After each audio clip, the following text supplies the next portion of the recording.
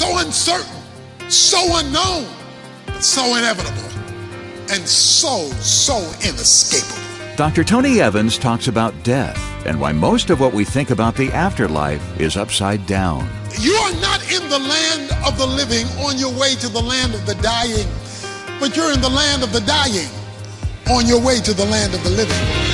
This is The Alternative with Dr. Tony Evans, author, speaker, senior pastor of Oak Cliff Bible Fellowship in Dallas, Texas, and president of the Urban Alternative.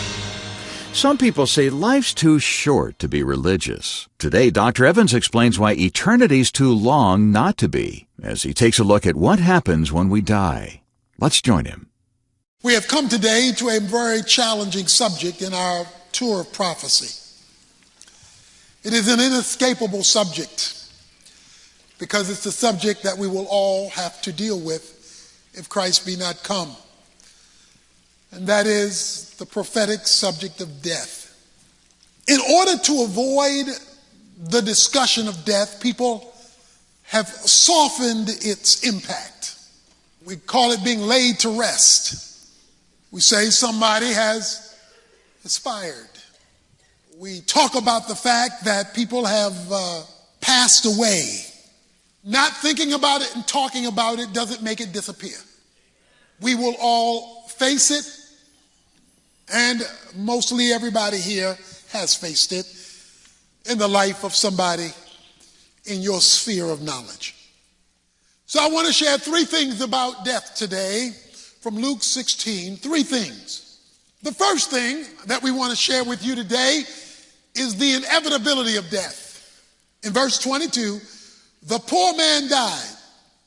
And then we're told, and the rich man also died. Death knows how to locate you. Regardless of your station in life, it says he dwelt in purple. That purple was the couture garments of the day. It was royalty. He lived in splendor. He was part of the lifestyles of the rich and famous. But he died.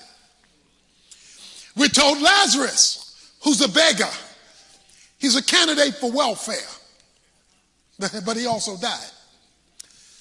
So whether you're rich or poor or in between, whether you're black or white or in between, whether you are upper or lower or in between, it is inevitable. Or as Hebrews 9:27 says, it is appointed unto man once to die. In case you didn't know this, you die by appointment. Your death date has already been written on the calendar. You may be late for a lot of things in your life.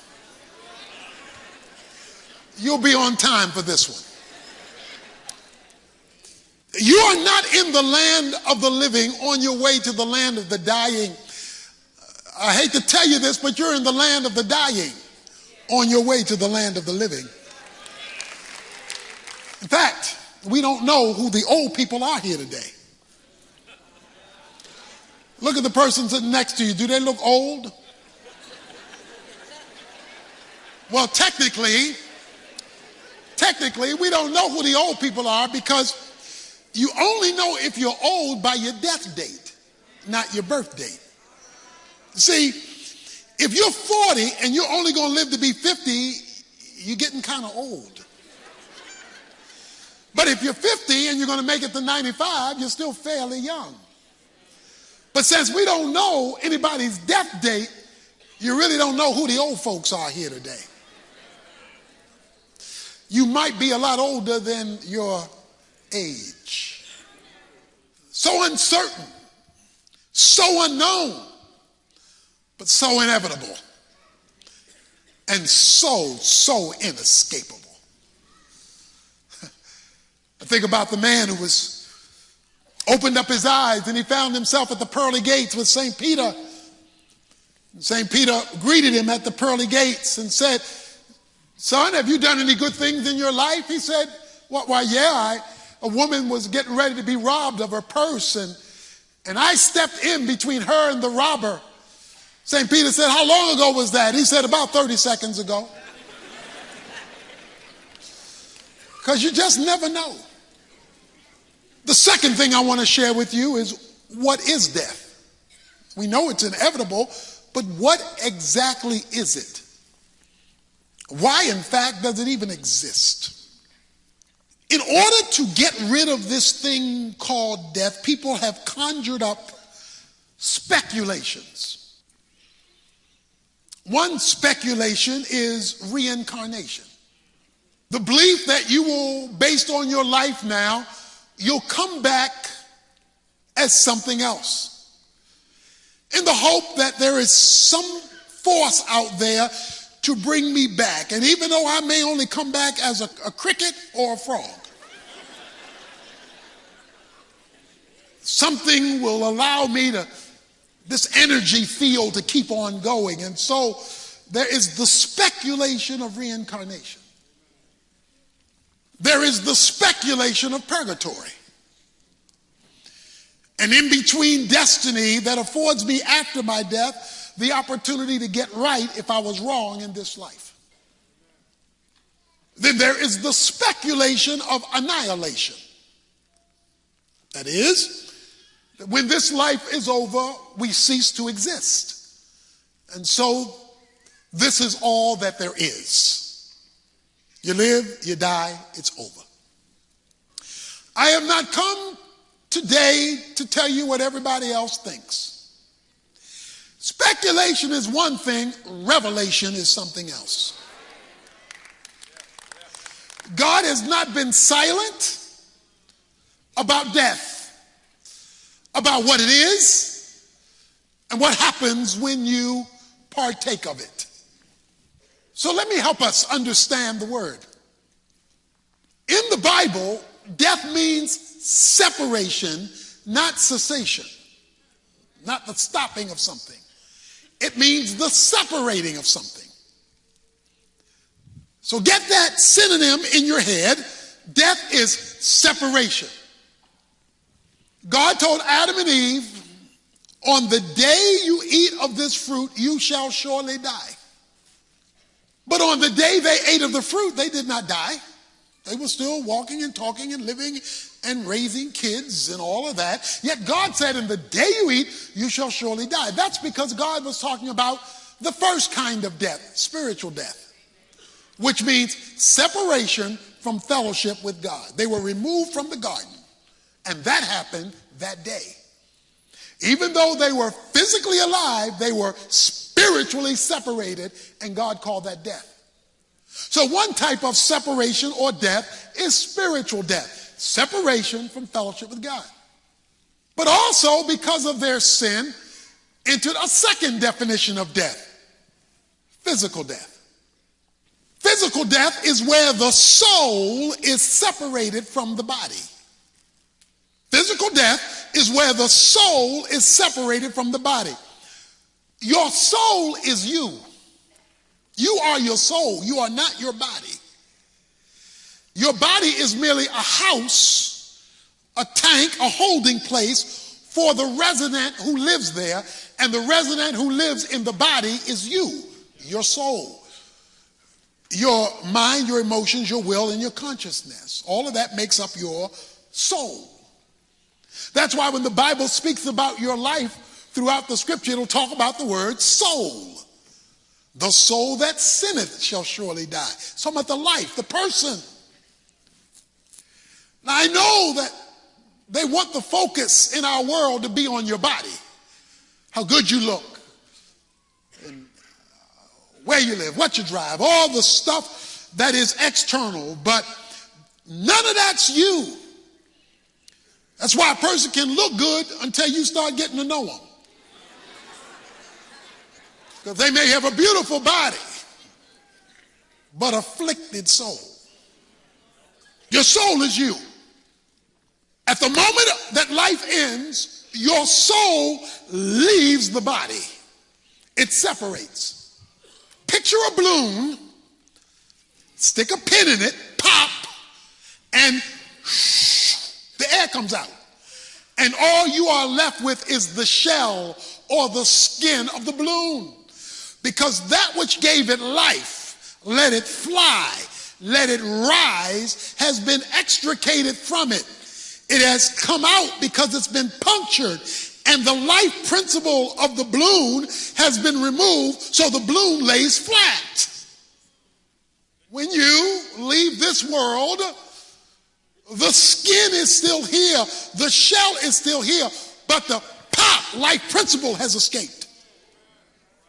And the soul leaves the body, separation. At your funeral, the only person who won't be there is you.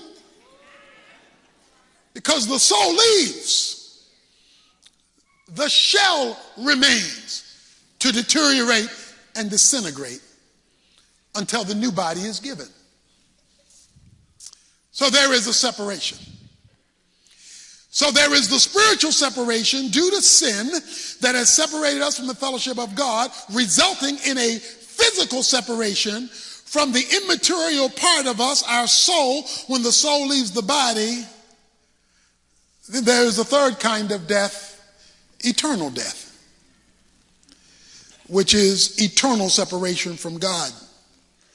My point is, I want you to understand that death does not mean the end of life. It means a separation has occurred. That's all it means. So it is technically incorrect to say about a person who's died, their life is over.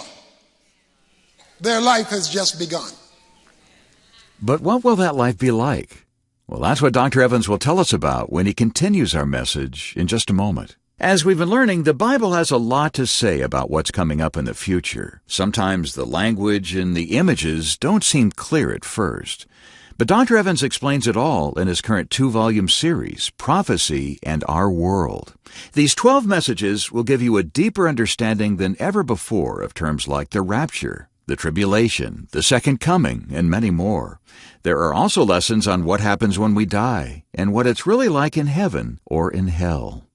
And now here's the best part. If you contact us right away, you can get all 6 CDs in Volume 2 of this powerful series as our thank you gift when you help keep Tony's teaching on this station with a contribution of any size. Your gifts are the only way we can continue bringing you this program each day, and we really depend on you. Contact us right away before time runs out and request your copy of Prophecy and Our World. Just visit tonyevans.org or call our resource request line, 1-800-800-3222, where we have staff members standing by day and night to help you. That's 1-800-800-3222. Right now, let's pick up where we left off in our message. Here's Dr. Evans. So death is inevitable and unescapable. Death means separation, not annihilation or cessation of existence. But that leads to the third thing about death. Death exits you into 2 different destinies. Let me say that again. It lets you escape time and enter into 1 or 2 eternal destinies. You choose, but you only have 2 choices. That's it. There is no third choice. And so I now must tell you about these 2 destinies. Since everybody will enter one or the other, your choice. We're told that the rich man died and the poor man died in verse 22. The poor man was buried. We're told that the rich man was buried. We're told that the poor man was taken away by angels into Abraham's bosom.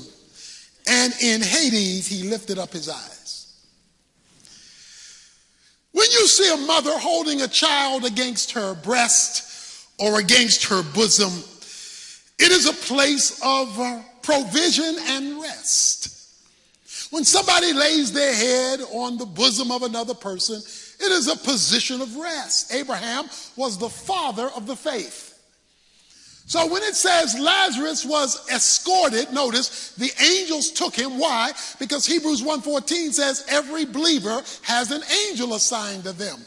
And one of the jobs of your angels when you die is to escort your soul into paradise, the place of rest and divine provision. So you have a personal escort as a believer into the very presence of God.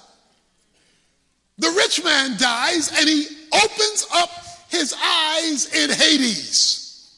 And he saw Abraham afar off and Lazarus in his bosom. Well, wait a minute.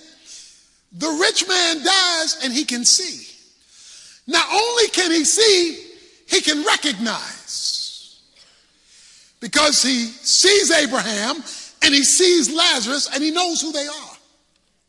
He cries out for mercy in verse 24. He says, send Lazarus to dip the tip of his finger in water to cool off my tongue, for I am in agony in these flames. He can feel.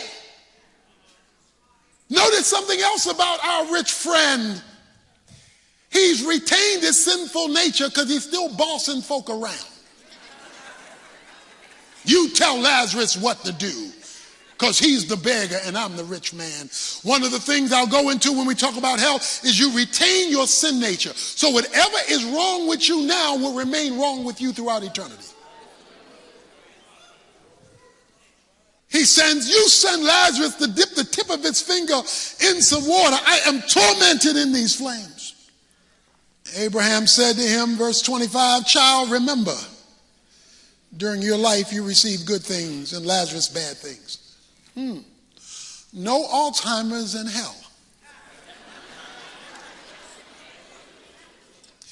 Those who do not know the Lord Jesus Christ and you live your life without coming to grips with his salvation will forever remember this day that you were here and you heard the good news and you ignored it one more time. You will remember. And all the other times when you were satisfied with religion and avoided redemption. This man was religious because he says, Father Abraham. He calls him Father Abraham. He says there's a gulf between us and you, a great chasm. 26. He says you can't come to us and we can't come to you. How terrible can it be to see heaven and not be able to go there? To recognize folk who are there and know you'll never touch them, never talk to them, never hug them, and to know that this gap is so big it can't be crossed in either direction. This issue is the most important issue of your life because it has to do with your forever. And you can only make that decision in this life. You cannot make it in the next. The chasm is fixed. This is not an issue about your neighbor, your mother. This is an issue that must be settled because it is a fixed destiny for every man. A man was walking one day by a grave site and he read what was on the grave site. It said, pause, stranger, when you pass me by. As you are now, so once was I. As I am now, so you will be. So prepare for death and follow me. The man, having read that, took his marker out and wrote beneath it, to follow you I'm not content until I know which way you went. There is an issue before you. You're going to die. It is inevitable, and it cannot, apart from the return of Christ, be avoided. It is immediate. Eternity is immediate. There's no gap. There's no soul sleep. 2 Corinthians 5:8 says, to be absent from the body is to be present with the Lord. Philippians chapter 1, verses 21 to 23, Paul says, I don't know whether to stay here with you or to go to be with the Lord, because to die is gain. There is no gain if you're stuck in a coffin. In Acts chapter 7, verses 54 to 60, Stephen is being stoned to death. He looks up and he sees Jesus rise, standing on the right hand of the Father, and he says to him, Lord, receive my spirit. It is immediate. The split second that life ends is the split second you enter into eternity. No gaps, no delays, no soul sleep. If you are a believer today, the only hell that you will ever experience will be the hell you get in this life. If you're not a believer today, the only heaven you're ever going to experience is the heaven you get in this life. But as long as you've got breath in your lungs and a soul still occupying your body, you have a choice about your eternal destiny. God will allow you to choose. You can choose him or not. But the choice is yours, and you get to make it. But you don't know when time will run out. Dr. Evans will come back in a moment with a final story about what God does for us when we make that choice. So stay with us. In the meantime, if you'd like to get the full-length version of today's message to review on your own or share with your church, it's available as part of Tony's brand new series, Prophecy and Our World. And don't forget, for a limited time, we'll send you Volume 2 of this collection as our way of saying thanks when you help us keep this program coming your way with a contribution of any size, large or small. Get the details before time runs out when you visit tonyevans.org. While you're there, you can also download a free ebook that'll help you dig even deeper into what the Lord has planned for your future. It's called Prophecy, God's Eternal Drama. And as I said, it's yours to download free at tonyevans.org, where you can find out about all of our resources and sign up for Tony's free weekly email devotional. Again, that's tonyevans.org. Staff members are also standing by in our phone center to help you with your resource requests. Call anytime at 1-800-800-3222. That's 1-800-800-3222. If our real treasures are in heaven, why are we so hung up on the situations and circumstances that surround us today? Dr. Evans will have the answer for us on Monday. Right now, though, he's back with this final story to wrap up our time together. A father was driving his son, and when he was driving his son, swooping into the open window was a bee. Bzzz. The bee is flying around the car. Bzzz. The bee is flying around the car. The boy is panicking. Daddy, Daddy, Daddy, the bee's going to get me. The bee's going to get me. In the midst of his cry, his father reached out with his hand and grabbed the bee, held it in his hands. After a few seconds, he opened his hands. The bee flew out. Bzzz.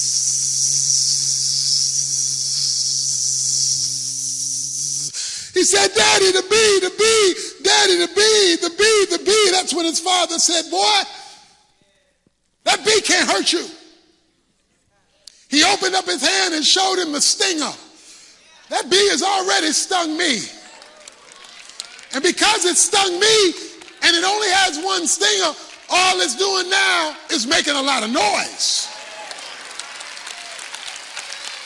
On the cross of Jesus Christ, Jesus reached out and caught the stinger.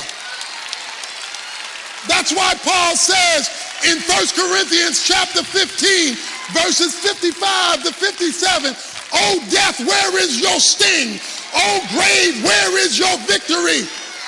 He says the sting of death has been overcome by the death and resurrection of Jesus Christ. So for the believer, all death can do now is go bzzz.